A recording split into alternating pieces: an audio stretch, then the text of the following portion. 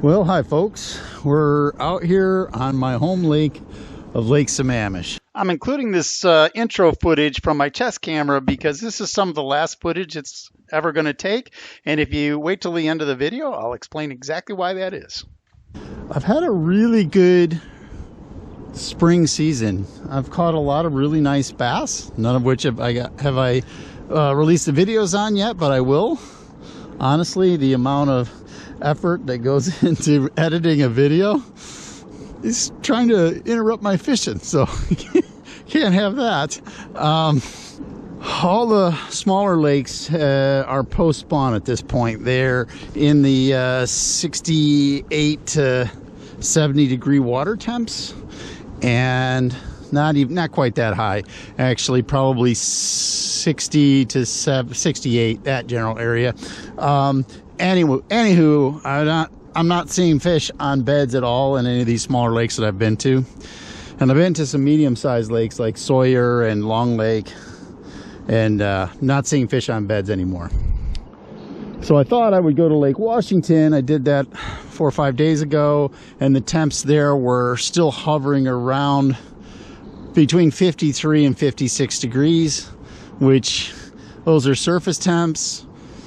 So the lower depths are still not warm enough to get the bass all excited. And in Lake Washington, there was literally millions of salmon smolt everywhere. But this is 4 or 5 days later. It's Lake Sammamish, slightly smaller lake, should warm up a little faster than Lake Washington. I am hopeful. I'm looking at my surface temps and they're at 57 degrees, 58 degrees, which is plenty warm enough to spawn. But I don't know what the water column's like, whether the temperatures are warming up in the water column or not. I'm hopeful. I read my journal from last year, and it frankly had some idiotic things in there, like I got skunked and I saw fish on beds. I don't remember seeing fish on beds, and I know I didn't fish for them. So hopefully we'll see some fish on beds and I'll be able to fish for them. We shall see. Speaking of smorgasbords, what is all that?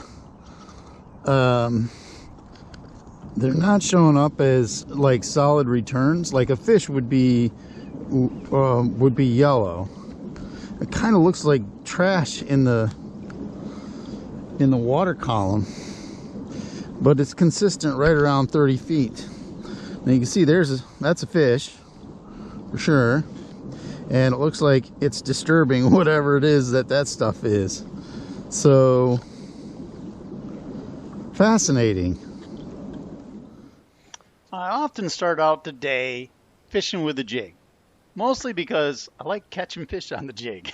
It's a lot of fun, and so I will try that, and I will usually try it in the depths that are just outside the weed line.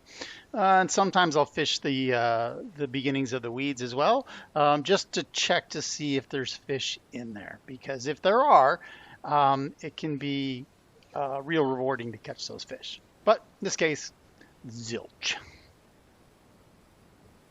I had also tried a popper topwater, and I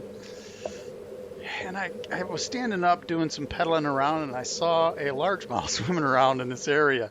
And I thought, oh, how unique. There's a largemouth. You don't see those very often around here. So I switched to a wacky rig and tossed it underneath a dock here, as just a test to see what was happening under the docks, and I got a hit, like first cast. I have to also apologize that I don't have any rear footage from my rear camera. I kicked the power out at some point here, and I lost that feed. But this is a good fish. This is like a 16.25-inch fish right here. And once again, my stellar net jobs.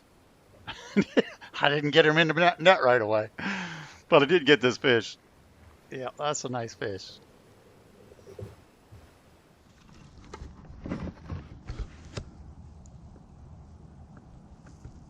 I want you to notice how calm this fish is. Once he sets his tail down, he starts to relax and get all comfortable and stuff. And what do you suppose happens when I get my camera out and my finger is hovering over the button to take a picture? What do you suppose happens right there? Well, of course, the little jackass just goes crazy and starts flopping all over the place. Okay. There you go, baby. So I've been going to all of these different lakes all spring trying to catch largemouth because last year I didn't get any largemouths in my year-end tournament. So when I caught this largemouth in Lake Sammamish, I was thrilled. I hadn't seen a whole lot of largemouths in the past in Lake Sammamish, but that was a largemouth, and I was absolutely thrilled to get it. And here's a positive experience that I had with a dock owner. You know, there's all these videos about dock owners freaking out on you. But this guy actually just came out to check on me, see if I was okay. I was sort of sitting behind some bushes I'm just taking a picture of a fish I caught. Oh, what'd you get? It was 16 and a quarter inch largemouth. Yep, right under the dock right here. Oh, enjoy your day. Thank you. You too. My buddy Daryl had noticed that my truck was in the parking lot and was asking me how I did. So after I texted him that I had just caught this nice largemouth, I cast it under this dock, which looked really bassy, you know. It's got the toolies there and it just looked beautiful. You may have noted that I'm using high-vis braid on this rod, and I'm using a 10-foot long fluorocarbon leader, but I use the high-vis braid because you can't always see your fluorocarbon line move when the fish takes it, so this just helps you see it. And often the fish just run straight at you and you never see it anyway, but having the high-vis does help. I just felt something on the line when I set the hook. And yeah, another nice fish. It should be noted that I've been going to all these other largemouth lakes all spring trying to get largemouths because I was short on largemouths last year. I didn't get all 5 that I needed for the year-long tournament, so I was thrilled to be able to get this fish. Can't believe it. I've been on Lake Sammamish, and I have caught maybe 1 largemouth bass my entire life on this lake, and I just caught 2 in a row. The largemouths are in here trying to spawn, and just caught one, another one. Okay, let's get this guy up here measured. 17 3/4. Yeah, that's going to be a nice one.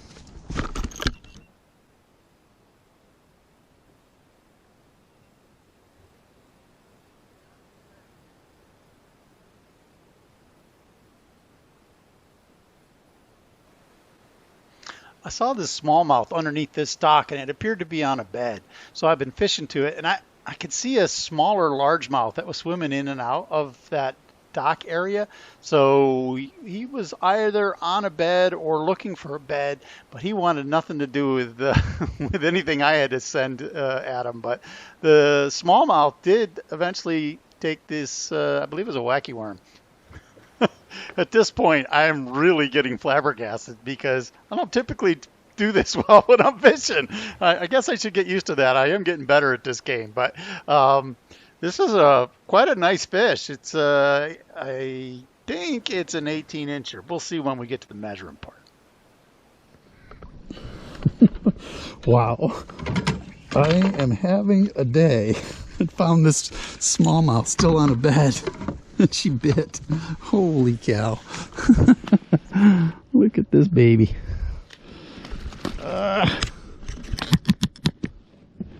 Whew.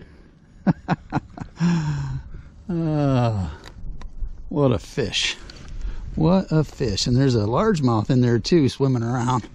And he has wanted nothing to do with this.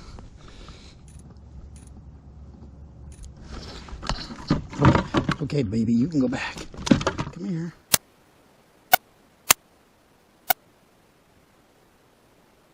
So I'm just working my way down the lake, checking every dock, you know, tossing under every dock. And I come across this dock. It's really quite complicated. It's got a lot of stuff going on around it. And I find this one smallmouth tucked back in the corner with one little ray of sunshine coming down on her bed. And it was nearly an impossible cast to get in there. And I made the cast, and it was a perfect cast and went right next to her bed. She picked it up, moved it, and let go of it. And I didn't get her. I'm like, oh, damn, I'm never make that cast again. I make the cast again, and this time she bites. And honestly, it was a little bit treacherous trying to get that fish off underneath that dock because there were so many posts and poles and wires, and oh, it was kind of a nightmare under there. But I got her out, and I was able to get her in the net as well. It was a big relief because it was like all the other ones. This is a nice fish. I guess my friend Bob would say, Pat, they're all nice fish, and he would be right.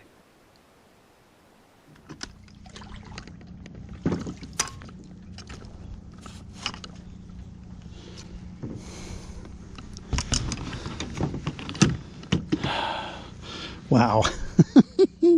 Got another one. This one, I don't think he's quite as big, but definitely worth measuring, I believe.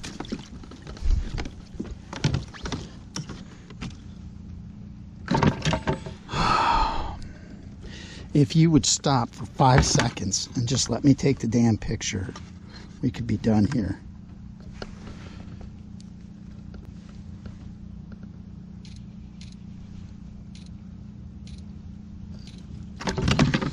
All right. Get out of here before you destroy absolutely everything. Get. Now, it was about that time of day when I realized, you know what? This coat and this life vest are just way too hot. I got to get this crap off me. So I unbuckled my chest camera. You can see I have a thermal undershirt on there as well. I got to get rid of that. I was really starting to overheat, so I had a bunch of stuff I had to get off. It's also worth noting that I didn't buckle my camera back on. It's still sitting in the back. I had anchored in this spot in order to take off all those clothes and get comfortable, and then I was just tossing a wacky worm around a little bit there and just blind casting. I wasn't casting at any beds or anything, and I stood up just to look around, look to see if there's any other beds, and geez, there's this huge largemouth sitting there staring at me. Oh, that's weird. And so I just I flipped the wacky rig over there, and it went like 6 feet past him. It went way over his head, and he said, oh, that looks good. And he whipped around and swam over there and bit it. I couldn't believe it. I'm like, what kind of surrealistic day am I having here? There's a bass that clearly knows that I'm here, and that I'm here to catch him, and I totally make a horrible cast, and he swims over and bites it anyway, and then I catch him. And then I said, oh, I don't have my camera on, so I grabbed that so I could turn it on. I said, oh, I can't deal with that now. I'm trying to catch this big fish. So I just set it right back down there and scooped up my net, and yeah, there he is. This is the biggest fish of the day. Oh, well, this is just totally surrealistic. I just couldn't believe it. Now, I would like you to watch the area right in front of this little green arrow as I pull out my measuring board. It happens quick, but yeah, that was my chest camera. It's now on its way to the bottom of the lake. And luckily, I did see it. And luckily, it was only about 6 feet of water, and I was anchored, so I knew approximately where it was. And you've noticed some of the chest cam footage in this video, so you know that I recovered it. But that was the end of that chest camera, and this is the last picture it took. Now, it wasn't recording at the time, but whatever the water did, it made it create that image.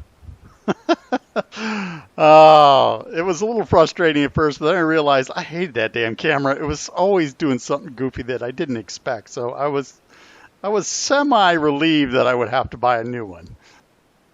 So my fifth fish of the day was my third largemouth bass. It was the biggest fish of the day. It was even 18 inches, and back in the drink she went. Next task is to haul the camera back out of the water, which I was eventually able to do. It was a lot of that green slime around, and it kept getting obscured. I couldn't see it, and then I could, then I couldn't, and it depended on where the boat was. I eventually did fish it out of the drink. Obviously the SD card was still okay. The waterproof door that goes over the USB port wasn't on the camera anymore. This was an old camera that I had, and that's why water intrusion happened, and that was the last pictures that camera ever took. After catching my fifth measurable fish, I should say, and destroying my camera, I figured now might be a good time to pack it in. So I did. I'm pedaling back to the ramp here, and as a takeaway, I thought I would point out that it was about 61, 62 degrees water temps, surface temps, and the fish were still spawning. So that should give you an idea of when the fish will be spawning. You should be looking for them between that 57 to 60 degree mark, and it needs to be that way pretty consistently for them to get warmed up and get started. So they'd been doing that for a week or so, and the fish were pretty well into the whole spawning thing. So there you go. That's what I got for you today. Hopefully that helps. And I appreciate you guys stopping by, watching the video. If you like this insanity, please like and subscribe. Appreciate you. Thank you.